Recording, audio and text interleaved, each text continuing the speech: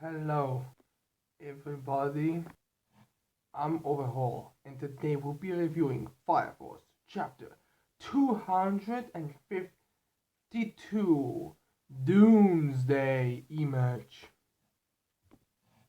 Well, I guess by the title we will at least move for more than a second into the time zone.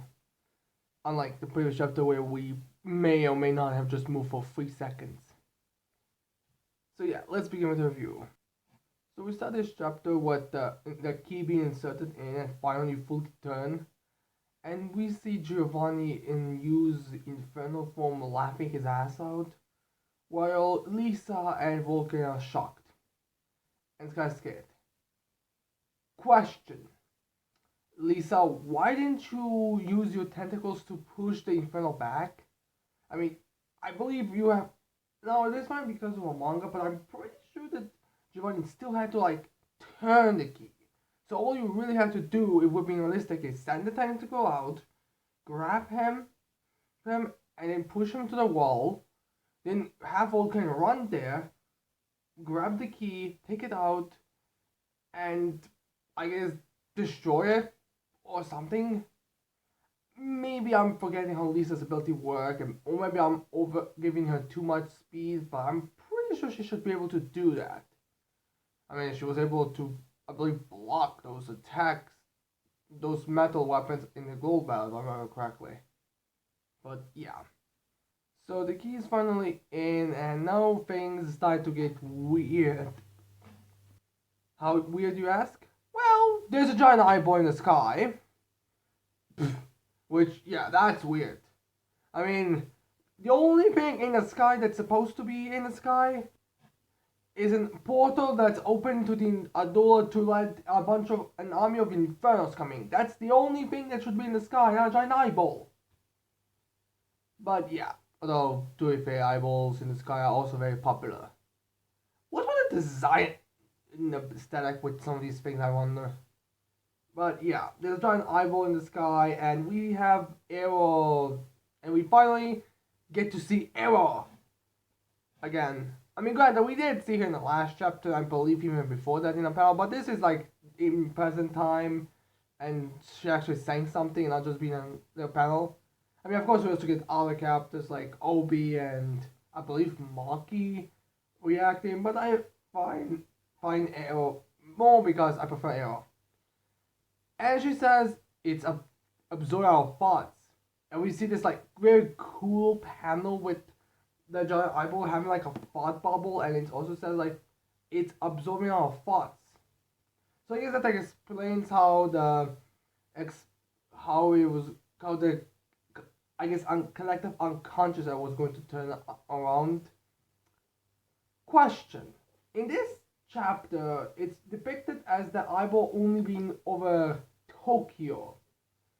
So does that mean that the previous cataclysm or every other cataclysm also was absorbing thoughts from other countries?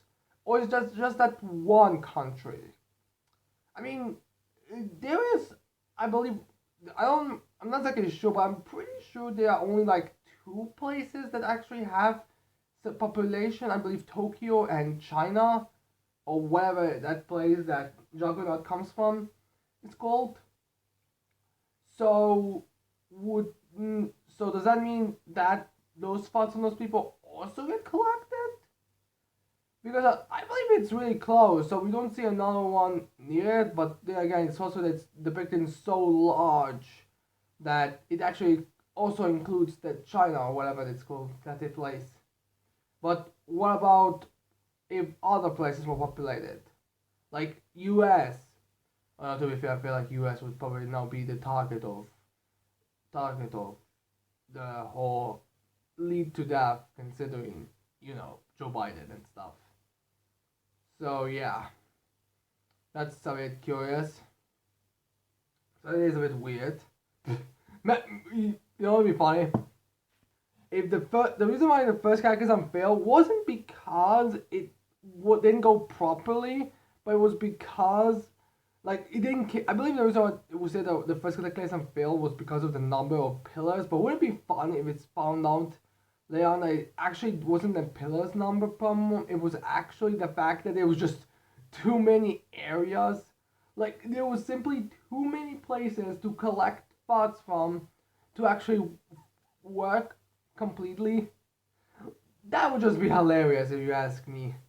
If that's the reason why. Not because of any kind of number or anything, it's just, oh, technically number, yes. I mean, not number by pillars, nothing, the, some, the P or something, no. It was just the fact that Earth has a lot of places. So, yeah. So, after we get this little, see how things are going with the apocalypse, we get to see Dragon versus Alpha. Not a full fight, of course. It's just like Dragon staring at it and being like, "Oh, it's finally happening, huh? Well, I guess my boredom will finally will be getting rid of." In which chapter says something that I am a bit not really a fan of, where he says, "Ugh, I'm so strong. It's like nothing can really do anything to me. So I suppose death is like the only thing that could really happen. Like literally, the apocalypse is the only thing." Now, and he also states that he thought Arthur could give him a challenge, so that's a very good amount of respect that Dragon has. But I have a question. If Dragon was so bored because he was so flipping powerful, why didn't he go after Benimaru? I mean, really, let's sit back and think about this. Benimaru is the guy who's literally called the strongest fire soldier. He quite literally took down one of the strongest demons that we've seen, doppelgangers we've seen in Fire Force. Honestly, I would probably say the only demon inferno that might compete with him is Ruffles' Inferno. And even that purely because of destructive power, because I believe everything else would probably be that Inferno would probably be able to get rid of. But yeah, why is it that he is compared, that he says he's bored and he never faced him? I mean, it's been confirmed that he only met Benimaru once, so why doesn't he flipping react to anything? I mean, it's not like Benimaru did that much less against him than Alpha did.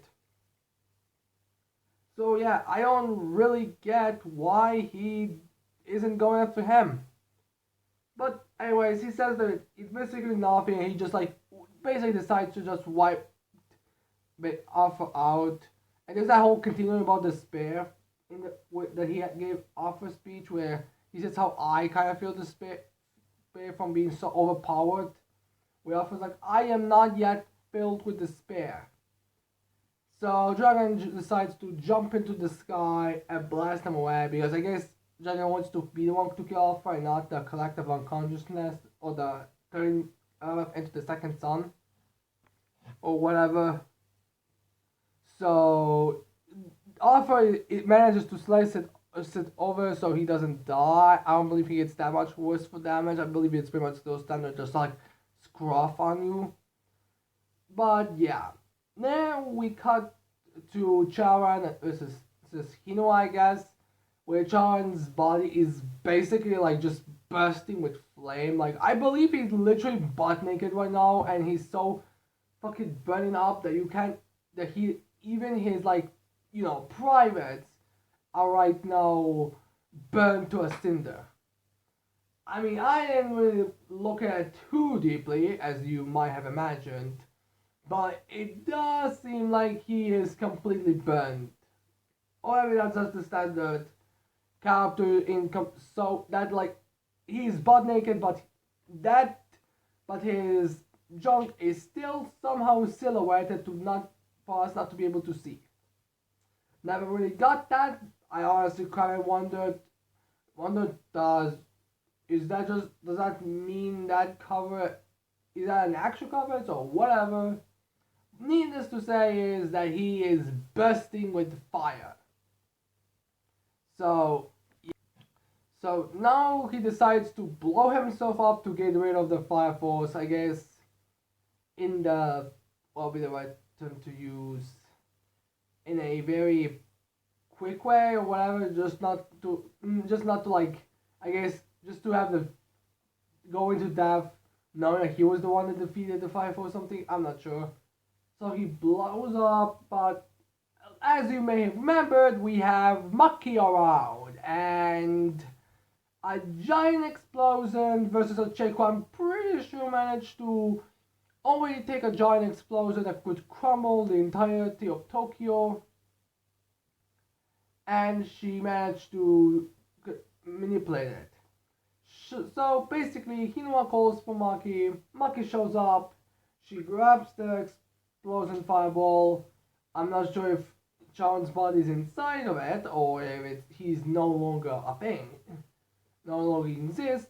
But she grabs it, and thanks to Hinua's also second ability, she redirects it and hits Dragon because, let's be fair here, if you're gonna have that level of destructive power, send it at the guy who is the strongest in the place. So yeah, Dragon gets blasted off, not just off the place, like he doesn't just get blasted off the church, he gets blasted off the planet. Yep, that's like, there's literally a panel with him, with the planet, and him being blasted away. So yeah, that was a little high level to say the least. Now, Hinua is probably like, oh, thank God, nothing one could survive that. But Arthur states, no, that wouldn't even do so much of as a scratch on him. Which, alright, I'm aware that dragons are supposed to have the hardest skin. Like, them being taken out is like a really big feat. I feel like whoever manages, if you have a dragon character, I feel like they'll automatically be put high on the level of power just by sheer fact that they are dragons.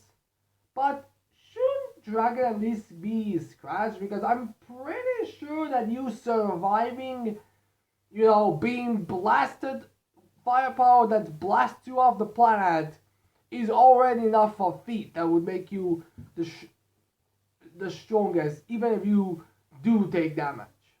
Seriously, I'm pretty sure that's usually some characters' strongest like defense feat, they're being blasted off the planet at least in the comics. So yeah. Granted, that's probably gonna end up being true, but still, I feel like it should have been more. That it should be at least a bit damaged. Like, at least, like, I'd say just Dragon's, like, armor that he has on his hands, like, burned to a cinder. Not, like, anything major. But we have Arthur saying that does, again, kind of make you wonder what's going to happen. I've seen the raw pictures for the next chapter, and again, I'm kind of wondering how is this story going to continue? So Arthur states that his rematch with Dragon has not ended yet. Like, he will still have his rematch. And there's one more thing he has to do, because having the true Excalibur still isn't helping. Question is what he's gonna do. No, I don't know. Maybe Arrow's gonna have to pretend to be his archer assistant or something. I don't know really. Like, if you really think about it, considering Arthur's whole thing is like you have to pretend to be at your full peak. Like, get as delusional as you possibly can. It's amazing how little they really did the whole delusional thing. Like, wouldn't make, like, no one is calling, the white-clad witches using her hex magic to use corpses or to rise zombies, or, my noble sir, I will fight beside you or something. Like, you would think we are getting some serious, like, over-the-top characters acting like they're literally are from a night fantasy. But no, they're really like mundane. Outside like basics like the names of characters and the sword, it's pretty much like how everyone like Uga versus Sean. Like, there's not that much of a difference between genres, if I'll be honest. So yeah. So we basically Arthur says that he will still have his rematch with Dragon. Obi also we had a similar plan to Arrow, but instead of Arrow thinking what's happening, Obi's like, what's going to happen to our world or what's happening right now. Basically, his question, what can they do now? Because I mean, there's a giant eyeball on the sky absorbing parts, and apparently the cataclysm is going to happen. So who really knows? So that part comes to up in the bubble. I mean, it's a slightly different part. Like it's similar, but slightly different. So that might be referring to the fact that now also some other people's spots are coming into it. Since previously it just seemed like Arrow was the only one, which is weird. But yeah. So things are going from bad to worse. Now, some people might be asking at this point, like, what will the Fire Force do against it? Like, I mean, people already are, we are doomed, we are dead, we are fucked. And now we have even, and now we have like literal doom happening. So my theory is that filmmaker will get the message, the dialogue or something out about what happened against Ruffles, and that might work. Like how he was actually trying to save everyone. I mean, it's kind of hard to tell. Like the thing is, the Fire Force, from what we've seen, can't really do anything. Like Arrow didn't allude to any other way. Like it wasn't like the only two ways that we can say. One is extremely risky, and the other one is to stop it. Like it just I got it seemed like there was only one option to wait to stop it. Shinra is not to spoil the next chapter, but he's well on what side he is from good to evil is actually kind of up in the debate. So yeah, I am a bit curious how things are gonna resolve. Like, I mean, people have been criticizing I believe the last couple of chapters about how it's like really slow, how he seems to be like filler, or like just making the story as long by of Kubo. But I'm like, alright, it's a weekly manga series. Everything works better when it's in a manga format, in the volume format, and anime. Like chapter to chapter is just for us who really wanna see the contact. Like I don't wanna, don't wanna like wait 2 months before the volume gets released, or 3 months or whatever long, and then wait a month to come. I'm gonna stop talking about manga formats because I think I'm just gonna get more and more pissed because of the current the beginning of it. So yeah, this chapter was okay. I like how we are finally getting to see what's going to happen, and I'm curious how it's gonna be solved because I really cannot think of like any direct way they could solve this problem. So yeah, who knows how things are gonna resolve? I guess Okubo does, but he's not going to reveal to us until chapters come out. So yeah. So anyways, I hope you tell me in the comments below what you guys think of this chapter. I also hope you leave a like and subscribe to the channel for more videos in the future. And with that said, I cannot wait to see all of you people next time. Bye.